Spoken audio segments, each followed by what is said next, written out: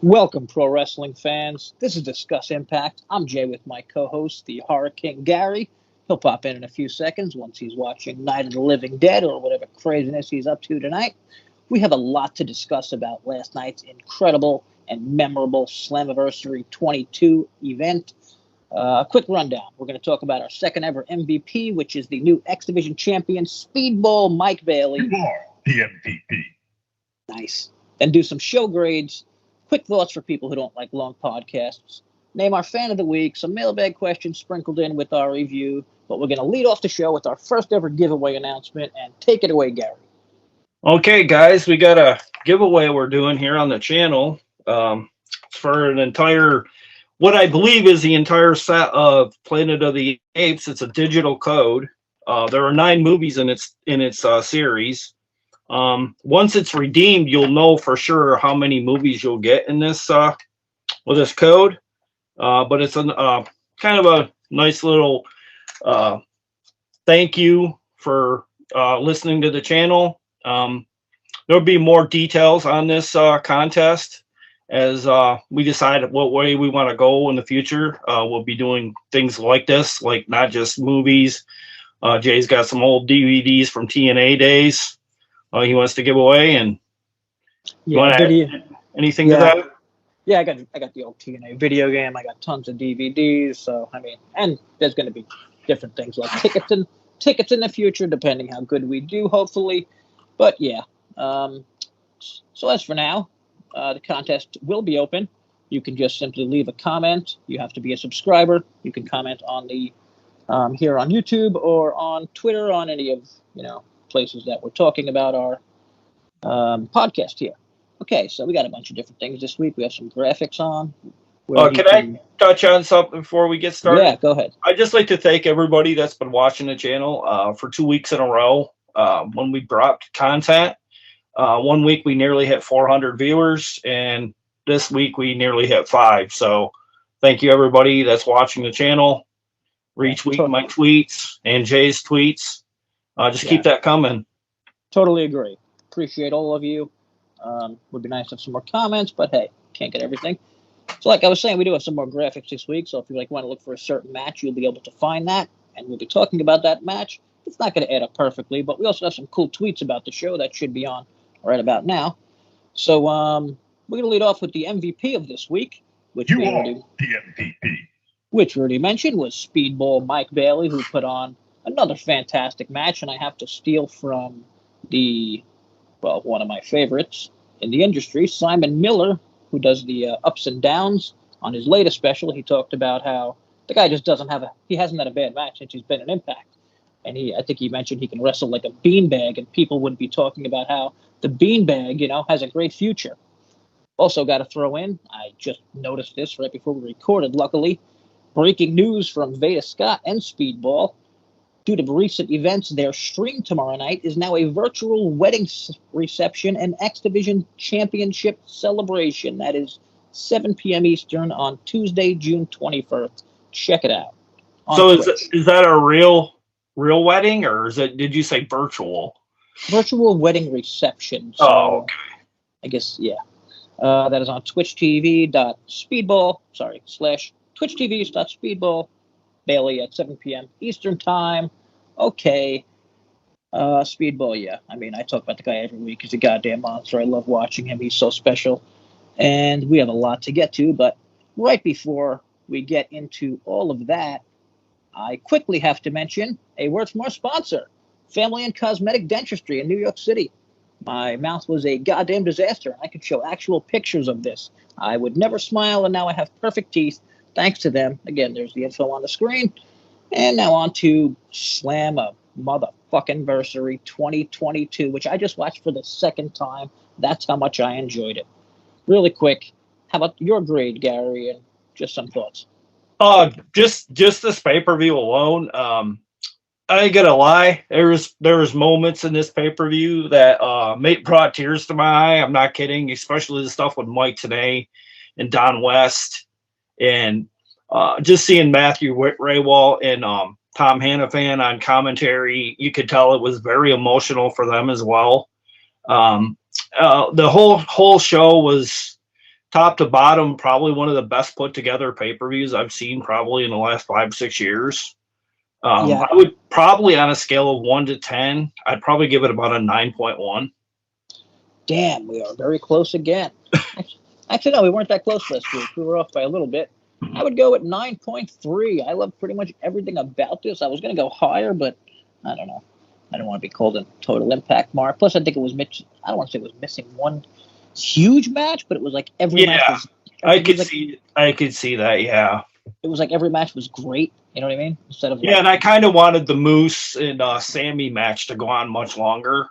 It was a little hard to stand out when every match was great, but that's kind of a ridiculous complaint. Now, before we dip into the mailbag and name our fan of the week, I want to start with possibly the biggest story that wasn't a match.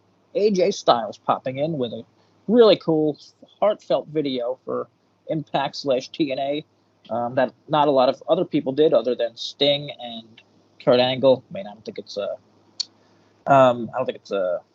the hell's the word? That three legends, happen to be there, and not some certain other guys like Abyss and say Bobby Roode, like some of the guys we expected.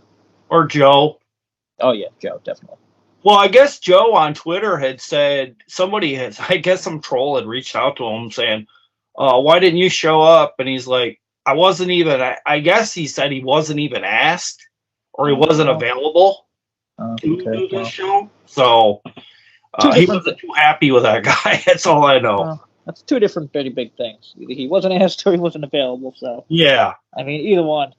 I don't know. I guess he's really busy defending that Ring of Honor World Championship across the United States right now in matches that I don't know are existing, but maybe they are. Well, PW Insider broke, I don't know how accurate it is, right before we went to taping, they had broke that apparently AJ was supposed to have showed up at this very pay-per-view, and things fell through. I don't know if it was, the fact that, he's getting big money in the WWE, say he gets hurt. I don't know. Maybe they had a lot planned for him in WWE. I really thought there was a chance he would be that final guy, but I don't know. I guess you can understand them. Like, I totally get it. I do.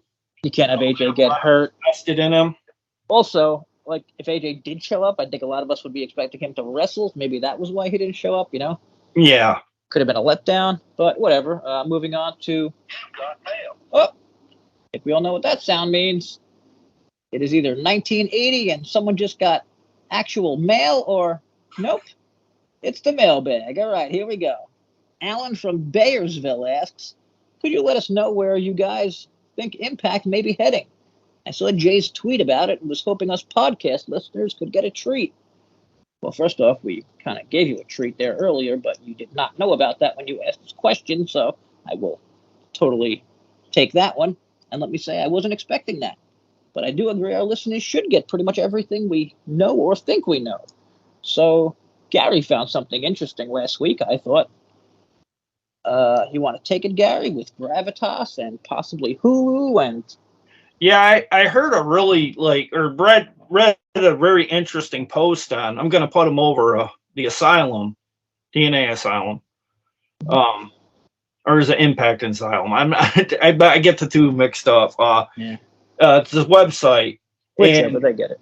Yeah, there was a guy on there, a user, that said he thought it was kind of odd that on Hulu all these Gravitas Venture titles were popping up on here, and with this talk of a possible collaboration with a new channel or streaming service, kind of fits the bill. All the signs are there. And then last night I noticed not last night, but leading up to the pay-per-view, I noticed they started plugging Pluto TV as well. So I don't know if this is going to be a combination of a bunch of streaming services to make it more available for Impact fans to be able to check out Impact weekly. I have no idea. I don't think there would be a better option than sorry, I don't think there would be a better option than as many options as possible, Oh, yeah.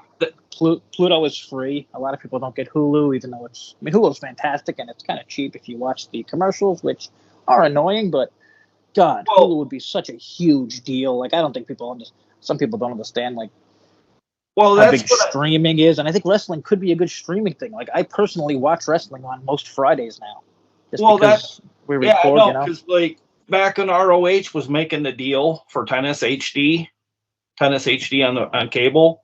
Yeah. Um, that they went under. I didn't know if that made them available for Impact to come in and have Anthem, invest in this Tennis HD, because it's available in quite a few homes, Mhm.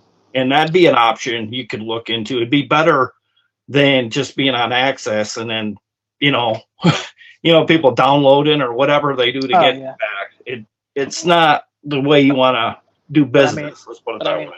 but I mean, I think Hulu would be absolutely enormous. I don't think a lot. I'm not sure a lot of people would agree. I think a lot of people would prefer a network, but like when you go on a place like, I mean, I know it's not Netflix, but like Netflix has turned kind of dead things into live things. You know what I mean? Oh yeah, they're Co- always signing things over. Cobra Kai, for example, was on YouTube Yeah, TV, which like they had nothing. They just made Cobra Kai, and they probably made a shitload of money when Netflix bought it from them, and now they're huge. And I'm not saying this is going to happen with Impact, but like getting on Hulu is the kind of thing it could be like, oh shit, this is cool. I'm bored. I'm an old wrestling fan. I have Hulu. Some people don't have Netflix that have Hulu. Netflix has a lot of wrestling shit. Hulu doesn't. And again, we don't know if this is going to happen. It's a rumor. Just want to throw it out there for fans because we did mention it online. And back to the show. We're starting with the show. I don't even know where the hell we're at. X Division match I want to start with because, God, I love these. This was Ultimate X. I always complain about not enough gimmicks in just Impact, and this was like just a show stacked with gimmicks, and I don't think there was a bad gimmick match.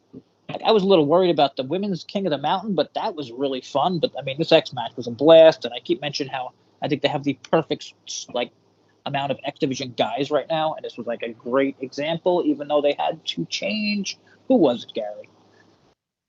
I couldn't Jack. hear you. I couldn't Oh, hear you at sorry. the end. I don't know. I cut off on my end. I don't know. Sorry, who they had to change there? Jack Evans with. Oh, okay. Yeah. Well, they had Jack Evans. I guess he's now with AAA again. I guess I have no idea. Okay. Last time I heard, and then lo and behold, we got Andrew Everett, which is weird too. A lot of weird shit is going on in the land of Impact for me, especially because that's one of the guys I wanted to see back in the X Division. I even reached out to Andrew Everett on Twitter, and he's like loving all the shit I was writing, and he's like he was giving me retweets and stuff because I told him I go, I wish Impact would give you another shot. I kind of feel like Bad Regime was the reason why he didn't. Yeah, I have no problem with that change. I like Jack Evans, but I also like him, and I think they are. I don't want to say spot guys, but yeah, kind of. Well, did you notice too at the pay-per-view he's wearing a singlet this time? Yeah, well, he's been doing this like giant thing. Oh, is that what the reason is? I wondered what that was. Yeah. On the Indies, he does like a. I'm not sure. I guess he is still doing it because of that singlet, but like he does like a giant thing, and I hate it because like I don't think he does like X moves. I think he's like the opposite, but I'm not sure totally. So, but whatever. Yeah, that is why he wore that. And so Speedball won, like we mentioned. This was a really good match. I mean, they kind of did like anybody could have won the match. Everybody had their own little time there. And Speedball kind of won it in like a cool way, the way he was hanging up there on the end. I don't know how he did that. It's like he locked. Oh his yeah, legs. like kind of like took his knees and his. Yeah. I think it's a more or less a balance thing. I think maybe like with what training he does, he was able to balance himself on up there like that. You or I do that, we're probably fall into the canvas. Oh yeah, I'd probably snap my legs or something. Well, really quick, since I see it here on. I keep up the 411 review along with my notes so I don't miss any matches. And they mentioned Bob Ryder, who I forgot in my notes, but I'm sure Gary has in his notes. So, got to mention Bob Ryder, who passed in 2020. What exactly did he do for Impact? I don't. That was before my time. I know he was like a creator, kind of. Or like yeah, he was like really dealt with the early days of TNA.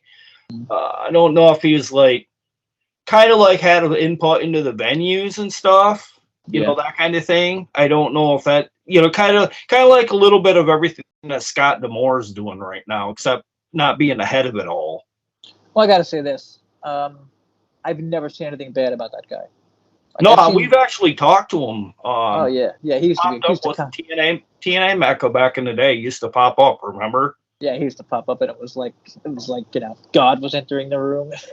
Oh yeah, and it he was so. actually would talk to everybody. I mean, Oh, he he was was there super like a cool. good half Yeah, hour at least. yeah, super cool guy. But shit happened, and whatever. But rest in peace, obviously. And moving on.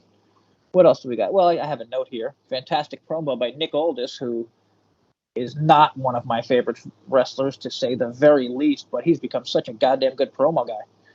Oh yeah, I thought he stood out. I don't know if you noticed, but when Kaz was standing next to him, I kind of thought he was proud of him. I could tell by the way he looked at him. He was just like, "Wow, what a promo!" You know, he's like, Yeah, he made us look like shit." You know. yeah, totally. Like that was just really, really. He's really hit it since like he Well, he came. looked good in the ring too. He looked real fluent. I was really impressed with the what do they call it? Is it clover leaf? Yeah, I find his style a bit boring, but Yeah. he totally owns it, and he's a very good character. The way he like adding in his promos and everything. Overall, I wouldn't mind seeing him back in Impact, but I never thought I would say that. Yeah, I Which wouldn't mind seeing him back in future shows, or or even have him be Josh, maybe face Josh Alexander at one of the live shows we do monthly. You know, that's not like a major pay per view. You know, kind of like Against All Odds that we're doing, yeah, that kind of also thing. yeah, we also got to mention it. Isn't there an upcoming Against All Odds? Yeah, that's on And isn't that July is, 1st. isn't there a Gravitas movie hooked up with that? Yeah, it's what is I have it right here. It's called The Green Ghost and the Masters of the Stone. Okay, It yes, has a cameo or two by what's his name? Danny Trio. gotcha. Yeah, We know him from Dusk Till Dawn and and one of the Harold Kumar movies. I actually watched the Free Fall, which is on Hulu, and it was pretty damn good. Yeah, I Not a thought it was. I don't. I've seen people say it was garbage. I there's a, disagree. I there's a thought it was lot a pretty good yeah thriller. there's a lot worse horror movies out there. Oh yeah. Well, and then So the thing is, the main actor that played it, I've seen him in a lot of stuff. He used to be in a lot of sci-fi shows and stuff too. I think he's Canadian based, so that explains Anthem. yeah, Fine. oh, that's interesting. Yeah, all kinds of tidbits from Gary that I don't know. All right, on to the Queen of the Mountain match, because I really enjoyed this, and I don't really like the match. Um, well, no, I don't know. It's hard to say. I just think the penalty box. I always laugh when I see the penalty box. Oh yeah. Well, the thing is, this is a major upgrade for the way it looked though. When back in the old time Okay. when they had it back in the day, it was like it looked really dated. Like at least they give it an upgrade. They kind of give it a more of a feminine look this time around for the women. I just thought this match really delivered a lot more than it had any right to. Really, I Yeah. mean, because these girls didn't know what they were getting themselves in for, being the first one. I thought it was a good choice to have Mickey James being the enforcer. She played that role really good. Probably helped out with spots, maybe like whispering or whatever. Yeah, I think there was only one hitch here and there. Is they waited the door was locked for well over 2 minutes. It must have been going on like 2.5 minutes before they got the door open. But other than that, it went off really good considering it was the first year they did it with the girls. So Yeah, I was expecting a few things like that, and it was like really nothing other than that. It was like really crisp and clean, and it was just very, very good. And I mean, the highlight obviously was the absolutely insane tumble through was it through a table? yeah, the Yeah. Chelsea Green and Deanna Oh my inside god. the center of the ring with Mia Yim pushing the ladder over the top rope, and they went right. That You could tell they were bracing for that was the table, bad. but they landed as good as you're gonna at that distance. It was like a perfect landing. That was fantastic. God. Yeah, I'd give them about a 9.5 on that landing. Yeah, I couldn't believe it. Like that's man. Like look, you can watch anybody do that. Like they usually don't hit it that perfect, but goddamn.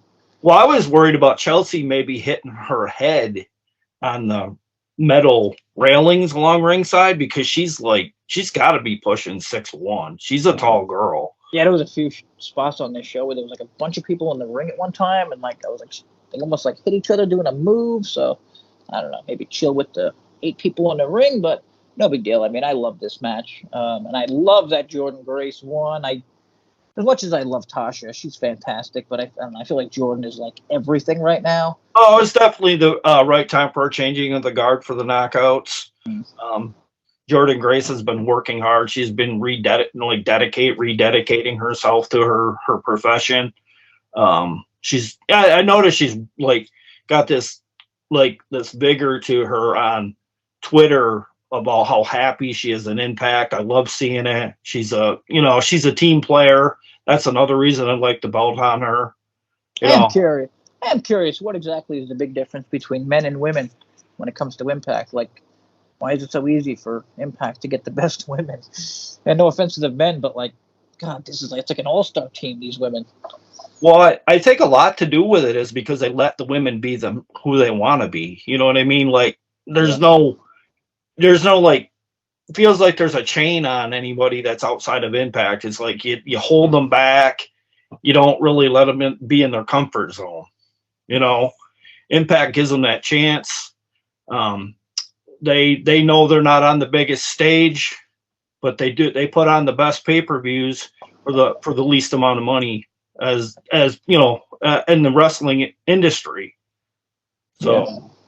Well, we love the knockouts, and I mean, don't have much else to say about that other than Jordan. She recently tweeted that her and Josh now have held every title. And let me just say, you're a goddamn liar, Jordan. You never won the Grand Championship. The highly esteemed Grand Championship. Sorry, just kidding. Nobody gives a shit about that stupid thing. But Jordan is also, if people don't know, a world-class weightlifter. Like, legit, she was world titles, and she just started like a year ago. It's insane. But enough of that. How about this one? World title match. Josh Alexander versus Eric Young with VBD. I kind of had I would have bet money on Josh, but I just had a weird feeling it would have been like he was like a TNA guy, you know what I mean? EY, so I could have seen him winning. Well, at one point during that matchup, I don't know, just something told me that if EY were to win, I would think it would be courtesy of Scott D'Amore. Well, that's what I was thinking. It just felt like he might use that hockey stick with a Canadian flag. That's what I was thinking, but Josh is Canadian, so I feel like that's what I mean. But like with them having ties to history. No. That's totally what I thought. If Josh wasn't Canadian, I would have bet money on that outcome. But I was totally cool with this, and I mean, goddamn, how about all the throwbacks of like what they do, like everyone's finisher, and like you know what I mean, like Samoa Joe. Oh yeah, they did. Best moonsault ever by Christopher Daniels. They did AJ Styles Style Clash. The ankle lock. Yeah. What else? Oh, Pete. No, that was earlier. And it was a great match. It wasn't like they were just throwing in bullshit. You know what I mean? Like, yeah. Like it made sense. Like, oh my god! And I tweeted it yesterday. Eric Young. I didn't tag him, but somebody tagged him and he liked it. About how I truly believe he's one of the most underrated wrestlers ever.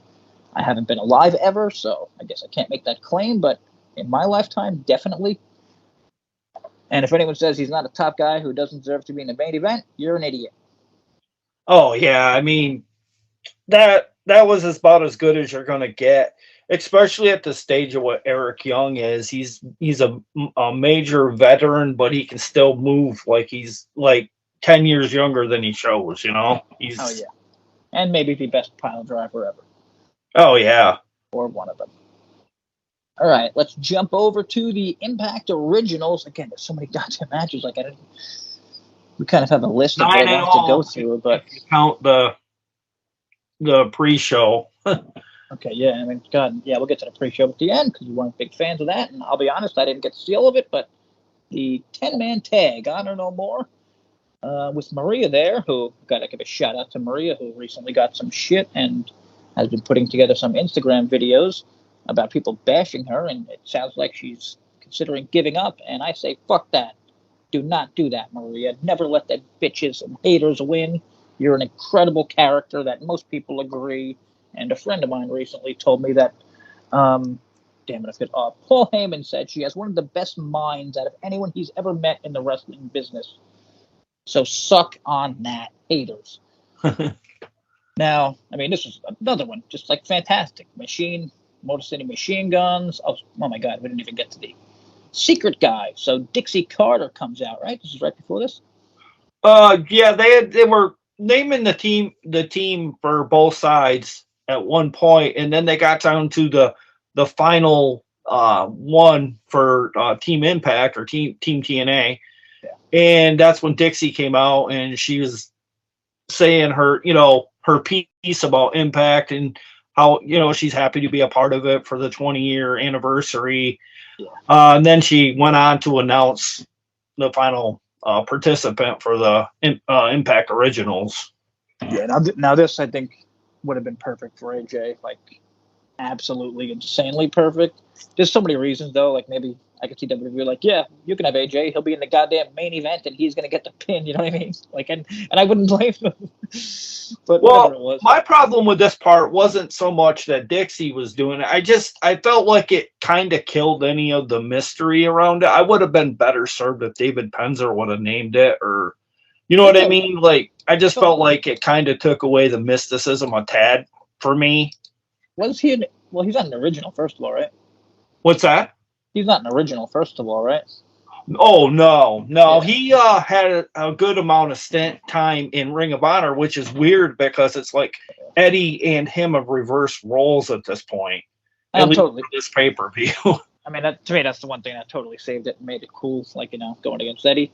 But it did make me sad seeing that he is going right back to MLW, so that sucks. Well, in ROH, he was kind of part of a little mini stable with Kyle O'Reilly called Team Richards. Bad name. And Kyle O'Reilly kind of went under his wing.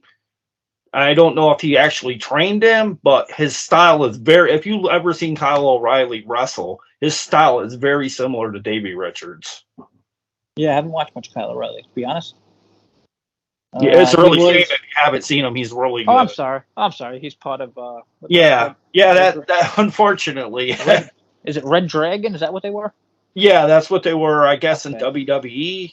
Or no, they were that for ROH for a little bit, too. Yeah, that was cool. I mean, I watched them in Ring of Honor. With Bobby Fish. Yeah, they were great in Ring of Honor. Now, I don't give a shit about them because they're in a gigantic group in AEW where everyone looks exactly the same. So, yeah, I mean, I really enjoyed this. I like the Eddie and, the teases with Eddie and, Davey, like, not really brawling. PCO again. I could talk about this guy all the goddamn time. I didn't realize he's 56 or 57. Like, I knew he was old, but Jesus. He was in the WCW days. I looked it up yesterday. I could not believe it. He was in the WWF. He was one of the goddamn Rougeaus. Oh, was he? I had no idea. Oh, wait, maybe I do kind of remember him a little bit, but he was a lot younger back then. It was like 30 years. This guy's been on TV for like 30 years ago. I could not believe it. So I mean, yeah, and he was in the Asylum days for Impact too. People don't know that. Yeah, I didn't know that either. I mean, I've become such a PCO mark. It's like insane. Like that doesn't happen. Well, he got disappointed after he left Ring of Honor because he tried to get hired by the WWE, but they showed no interest. I don't know if it's because of his age. Oh yeah, I'm sure. Or whatever, all the injuries. I have no idea. They don't do old guys. Yeah, and that's when he came to Impact, and I'm glad WWE kind of like snubbed their nose at him because totally that was that's our game. I was never a big Ring of Honor fan, but I always wanted him and the Man's Man. Where the hell is that guy? Oh, Silas Young. Yeah, I don't know. I always wanted to have a tag team with Silas Young and Ken Anderson. Oh, yeah, I would have thought they would have made a great tag team just because their styles are similar. They're like bruisers. And yet they move really well.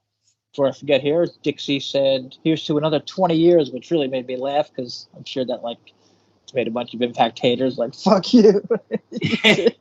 Never. But that's great. Didn't Gail Kim recently say, I seen her say something about an article. She said something big's on the way for Impact, and people aren't going to believe it. I seen that somewhere, Interesting. and Hopefully I it's have all. no idea what she's referring to.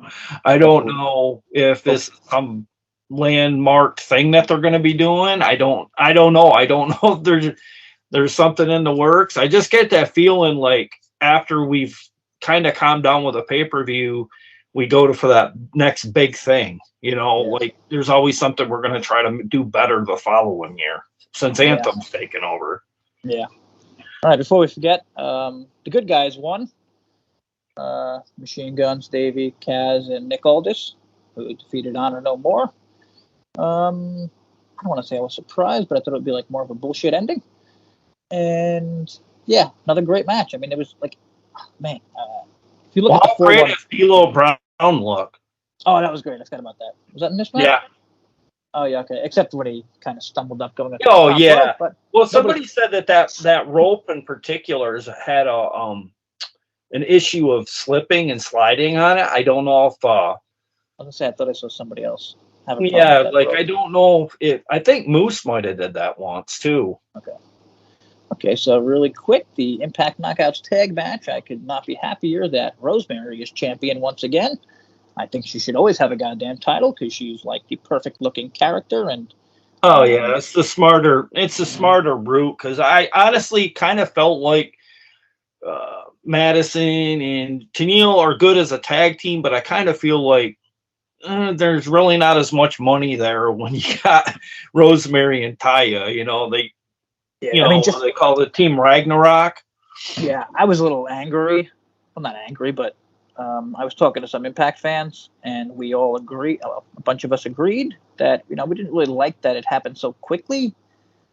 Like it would have been cool if they had like some makeup segments, I guess, before they won the titles. But again, no big deal because they still have time to do those after they won the titles. Now, like they don't have to be best friends on Impact this Right, week. yeah. Well, somebody said Madison Rain's been focusing on the production end of things, so I'm wondering if she's going to be hanging it up soon. I can see that. Yeah, moving on to the back, totally see that. Well, especially with her husband Josh working in what's he do, like the production end of things too, as well. So Yeah, another one is, and I'm a huge Madison Rain fan. Well, Madison Rain fan, and I don't think people know that. I don't talk about it much, but if you look around and like you see tweets from like anyone in the wrestling business that's a female, like everyone respects the shit out of Madison Rain. Like it's insane. Everyone, like nobody talks bad about Madison Rain, and like they'll say like, well, "Oh, she that's the taught me thing. this." That's the thing. I guess people were saying that Madison Rain, they wondered how that would work out. Say Velvet Sky and Angelina Love were to come to Impact because they thought they might actually show up for the show because they have a big amount of history with Impact.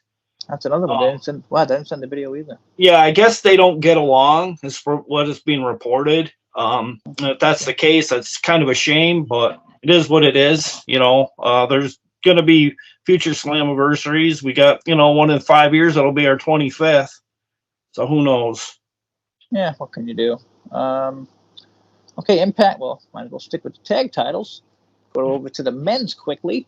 The Briscoes were taken down by the Good Brothers, who I recently have been talking up. I really like how they've kind of, I think the Briscoes kind of got them more focused, not doing stupid shit. And they've been more funny and maybe even better in the ring. And this was, two of the best tag teams in all of wrestling and a great match. And the Briscoes, not only did the Good Brothers win, but then we had an awesome post-match segment.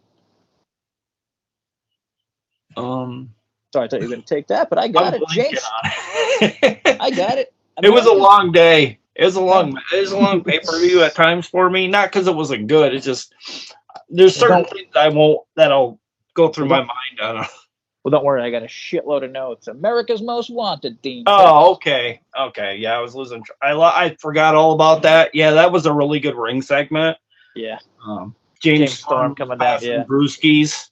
Yeah, it was cool. I mean, at first I thought it would be a little fight, but no offense. Once I saw the shape of Chris Harris, I quickly realized it's probably not going to be a fight. But it was a nice little segment, like the past and the present. Hopefully, if they all stick around. Yeah, well, did you see James Storm handed Chris Harris a bottle of water? He goes, "You're the designated driver." Oh yeah, that was good. Oh, that's funny. I was actually looking down and I heard him say he was a designated driver, so I didn't catch it. So thank you for that one. And really quick, I did remember that. really quick, I have Cage Match pulled up. They gave it an 8.5, as did 411 Mania, who I posted something above. They also gave it an 8.5. That is from Winfrey's review. If you saw that over there before, that was the only one I couldn't stick the words on it there. So, all right, what did we miss? We're missing not just the early matches, but we are missing one of the big ones. No, you don't got to carry nothing. Monsters Ball. No, it does this weird thing on my end every time. Yeah, it's cool. Wi-Fi and whatever else were in different. Yeah, I don't know what it's doing. Like, it kind of sounds like it's cut out. And that, what am I missing on, Jay? Well, hopefully we sound good when it comes out. Monsters Ball. What'd you think? Oh, the Monsters Ball. Yeah, that was a really excellent match. I felt like we'd already talked about it. I think it's because we were talking about it before the show, and I kind of felt like I'd already said my piece on it. But yeah, but now that we're doing actual, that was not recorded. Nobody heard that. Yeah, well, I mean, it was awesome. I mean, I see a lot of nod to Abyss in this match as well with yeah, very cool. With Sammy Callahan whipping out the bag of tacks, and I just thought it was a really good match. I want to see like a follow up to it though. I kind of feel like they're probably going to give Moose back his win, at a few, maybe at Against All Odds, I'm guessing, or maybe at the set of tapings.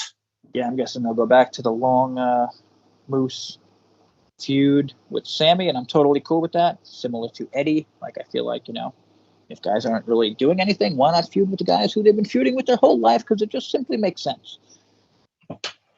And I did hear an interesting thing too, that possibly Johnny Impact might be coming back to Impact, at least on borrowed time. I have no idea if that's true or not. I wouldn't be surprised if Taya, but she's also with MLW, so yeah, she kind of freelances all over, right? I mean, I don't mind because I don't watch it. No, I don't mind either. I mean, it's a territory thing, it is what it is. As long as we get them, when we need them on big events and things like that, that's all you can ask. Totally agree. And next up is son of a bitch, our second piece of mail for the day. All right, our second and last, as any of our regular listeners know, we'll do two of these every time. What's up, Gary and Jay? I stumbled upon your podcast while searching for the Impact Lounge. What's all about? What's that all about? That's from Brian in Queens. Well, Brian, let me say to you, that is another good question, hard-hitting, right in my balls, and I'll handle this one, Gary. That is what I call SEO barring, or something like that. You can call it cheating. Does it work? Yes. Thank you for the question. And let's get right back to the show, where I think we hit on just about everything except for the pre-show stuff. Yeah, I want to get to that too, because I want to mention that I was sitting here at about 25 after 7 at this time yesterday, and I was sitting down getting ready for the pre-show, and got to be 7:30, 7:35, and I sat here and it was still not coming on YouTube. I don't know what the issue was. It was never, you would have thought it should have been addressed at the pay-per-view a little bit, like an apology or, something. Well, after looking it up, it was on Fight TV. But it looked like it was on YouTube. So, I don't know. Because when I was trying to watch it, it wasn't on. Yeah, I was the same as you. I was sitting around like an idiot waiting, and it was on some other... Yeah, I had to hop out into the living room, pop on the TV, put it on Impact Plus, and I missed probably about 5 minutes out of the 7 minutes of the match between Rich Swann and Brian Myers.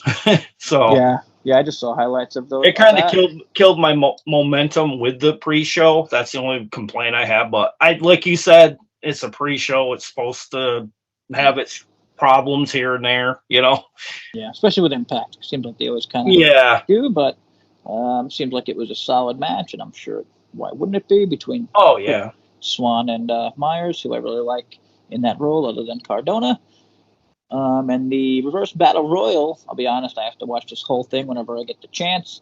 I just saw a few highlights again. Well, I had and quite a few good wrestlers in it here and there.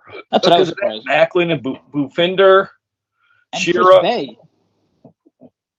I had like 5 or 6 pretty, really good ones, and then the rest were just kind of like jobbers, like Shark Boy, and then we had a 72-year-old Mike Jackson that was scaling the guardrails outside the ring and looking more impressive than his counterparts that are like, like a quarter of his age.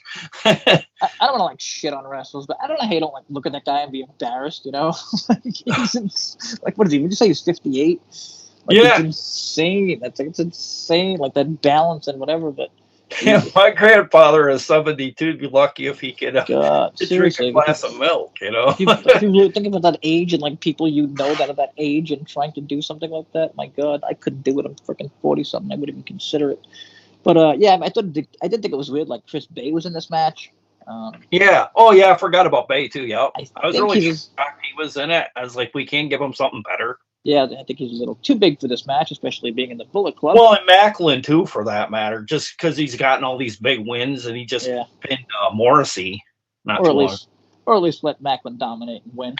Yeah. But I understand getting Shark Boy the win, and again, it's a friggin' pre-show that no one's really. Well, it will be remembered because it was shows to be a classic show, and it is Shark Boy, so that's nice, and it's the whole TNA thing, so I'm all good with that. My little problem is why I have Macklin there, but kind of sure he got thrown out in a bullshit way, which I didn't even totally look at, but I would just bet he did. Like, I don't think Shark Boy tossed over Macklin and Chris Bay, but I'm gonna have to look. Hopefully, Drama King doesn't get mad at me here in Wrestling Land. It's being reported by him as he was saying that when they go to Chicago for tapings in August, that they're going to be at the Cicero Stadium, and I guess that's where MLW has done their set of tapings in the past. That was announced today, right? Yeah. Okay. So Chicago, I don't think they've been there in a while, right? Right. And not to mention, there's a debate about what they're going to do with Bound for Glory, because was it at Impact's going to be going head-to-head with Extreme Rules with the company up north? That's right. So they announced a date for Bound for Glory last night, and then they, not Impact, but I think PWI and pretty much most everyone is saying that they're going to have to move dates because nobody wants to go against WWE, and I don't blame them. No, especially with, like, I was looking at the chart for the sales for the tapings tonight in Nashville, and it's not looking too good. It's doom and gloom, but I expected a big, decent amount of people to drop off from it, but I just hope, they turn out in numbers enough, because these wrestlers work hard. Well, I will say, maybe, I don't know how many people were there, and I don't give a shit, but they were loud enough for me, and that's all I care about. Oh, yeah. That's my take on it, too. Yeah. So it's just, I don't know what that would mean for the long term. Maybe we'll stop touring as much. I have no idea. Yeah. I mean, that's what everybody bitches about, why don't they tour more? Why don't they go more places? Well, yeah, I know that's fucking, the thing, Why don't y'all buy tickets and make more fucking noise, and maybe they will. Buy some merch and whatever the hell else. And I do know people have said they should probably suggest maybe lowering the ticket prices. I have no idea, but that doesn't make any sense to me, because they're going to lose money that way, because like with the price of gas and, that's what I mean. It's tough for everyone, though. I mean, it's like tough for fans too. So, I mean, I've been paying for gas as a fan and paying for gas as a company. So it's a really tough time still, at least in America. I don't know how the rest of the world's doing with everything else, but I'm sure gas prices are pretty shitty up by you. But that's a whole nother topic that nobody really wants to get into here. So I think we're just about done. Did we miss anything? No, I think we broke it down pretty fairly. We're very, we're fair with Impact. We very rarely find much wrong that they do these days, because they do the best what they can do with what Anthem presents them. They're a solid company. And They're my choice for company. This was a very good show that really did not have many things to like for anyone to knock. Like you could check every goddamn review that anyone's done. Like I can't tell you how many people I've seen say the words "love letter" to TNA fans. So maybe this will bring back TNA fans. Who knows?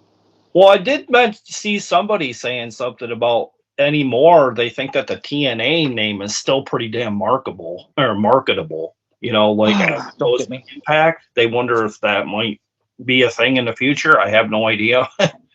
Do not get me started on that because I will start cursing Double J for changing that name and Impact fans for not hating him enough for changing that name, which they should have kept all along. I mean, God, it's so much. There's so many little things. Like the word TNA is so much more searchable than the word Impact. I know I'm getting Oh yeah, here, but I've always had an allegiance to the TNA because I know what people think it stands for, but it'll always be as total nonstop action to me. I don't. Seriously, and for anyone out there, type in the word TNA, see what comes up, and then type in the word just Impact, not Impact Wrestling, and see what comes up, and watch how long it takes you to get to Impact Wrestling. Well, and them three little letters are so much more vibrant than that long Impact. I don't know. I just always have liked that TN, and then the chant is so much better. and so chantable, exactly. And it's the year 2022. Like seriously, that's what people are going to get pissed off about with everything going on. Whatever. Yeah. I mean, I think it would be cool, but who the hell knows? And yeah, I think that's about it, right? Yeah, that's all I got on this. What is this? Juneteenth or whatever holiday that got sprung on us at the last second? Yeah, happy Juneteenth, everyone, which I thought was yesterday, but I guess it's a national holiday, so it's 2 days. So happy Juneteenth again to everyone. And thanks to Blood Rain for reminding me of my finishing line with this show, which is, remember, everyone, keep it positive, at least when it comes to Impact. Exactly. Peace.